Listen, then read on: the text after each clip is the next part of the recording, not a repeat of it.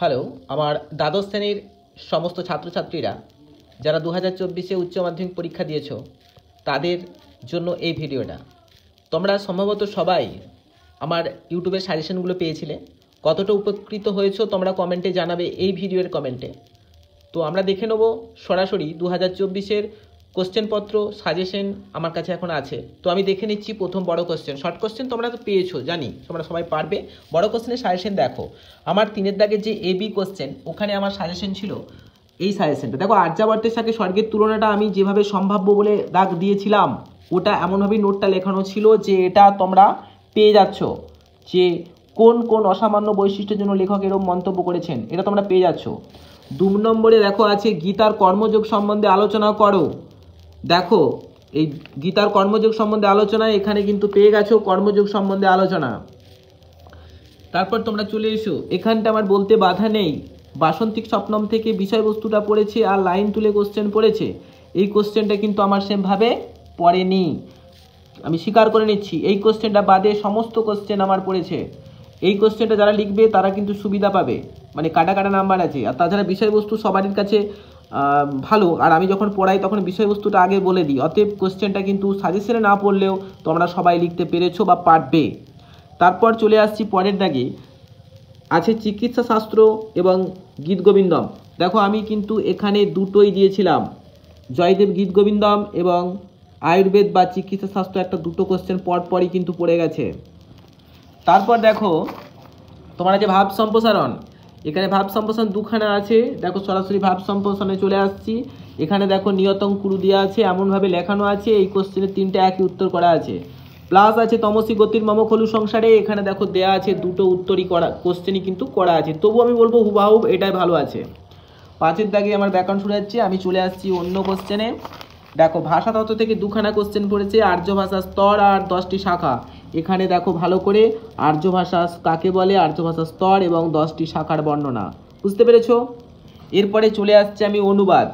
অনুবাদে আমি তোমাদের বলি শোনো, আমার যে সাজেশন দেয়া ছিল অনুবাদে ইউটিউবে 10খানা ইম্পর্টেন্ট সাজেশন দেওয়া আছে, তোমরা দেখে নেবে। সেই 10 নম্বরের 10টার মধ্যে 6 নম্বরটা কিন্তু পড়ে গেছে এক ক্ষুধার্ত শিয়ালের অনুবাদটা। বিশ্বাস না হলে আমি আমার ডেসক্রিপশনে লিঙ্ক দিয়ে রেখেছি অনুবাদে, তোমরা দেখে নিও 6 নম্বরটা।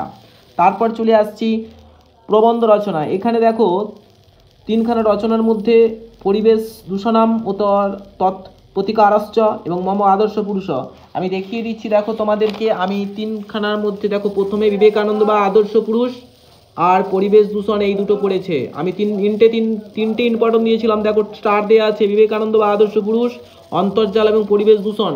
বিশ্বাস না হলে ইউটিউবের লিঙ্ক আমি দিয়ে রাখলাম ডেসক্রিপশনে, অনুবাদের জন্য স্পেশাল ভিডিও করা ছিল। এখানে কিন্তু দুটো কমন লিখতে হয়, একটা। এরপর আমি সরাসরি চলে আসছি ব্যাকরণের পেজে। ব্যাকরণের পেজে আমি তোমাদের দেখাবো, একদম আমি প্রমাণ দিয়ে দেখিয়ে দেবো। ব্যাকরণ পেজেতে যেগুলো আছে সেগুলো প্রথমে আছে কারক বিভক্তি। কারক বিভক্তি দেখো 5-এর দাগে 3টে করতে বলেছে। তো 3টে করতে বলেছে।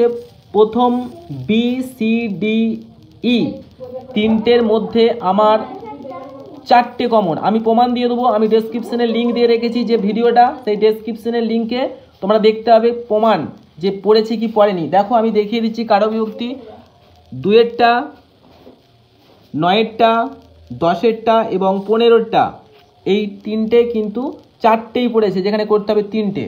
তারপর আমি চলে আসছি ব্যাসবাক্য সহ সমাস। সমাস 3টে আছে, 2টি করতে হয়। আমি তোমাদেরকে দেখিয়ে দিচ্ছি, দেখো পাশে লিখে রেখেছি। আমার যে সাজেশনটা আছে আমি লিঙ্ক দিয়ে দিয়েছি, ওখানে 13টা, 14টা, 8-এরটা দেখো আমি বলে দিচ্ছি পড়ে গেছে। ত্রিভুবনম মাতা পিতরৌ বিনা পানি, ঠিক আছে, সাজেশন থেকে। তারপর এইভাবে তোমরা দেখতে থাকো। অনুবাদেও অর্থ পার্থক্যেও তাই, এক কথায় প্রকাশও আমি দেখিয়ে দিতে পারবো। 20টা, 5-এরটা, 3-এরটা তোমরা কিন্তু ছোট্ট ব্যাকরণের সাজেশন হয় না, তবু আমার কিছু কিছু স্টুডেন্টদের অনুরোধে আমি একটা সাজেশন দিয়েছিলাম, এই সাজেশনের পেজটা। তো তোমরা দেখতে পাচ্ছ আমি দাগ নম্বর লিখে রেখেছি 20টা, 5-এরটা, 3-এরটা। আমি লিঙ্কও কিন্তু দিয়ে রাখছি, তোমরা প্রমাণ নিয়ে নেবে। তাহলে কি দেখা গেল বন্ধুরা, আমি নিজে বলছি শুধুমাত্র একটা কোশ্চেন, অর্থাৎ নাটকের এই কোশ্চেনটা আমি বিষয়বস্তুটা মুখে বলেছি, পড়িয়েছি, জাস্ট আমার সাজেশনের পেজটাতে ছিল না, তাই আমি বলতে পারছি না তোমাদের 100% পড়েছে। তবু আমি বলতে পারি এই কোশ্চেনটা বাদে আমি সম্পূর্ণভাবে বলতে পারি সাজেশন তোমাদের কাজ করেছে।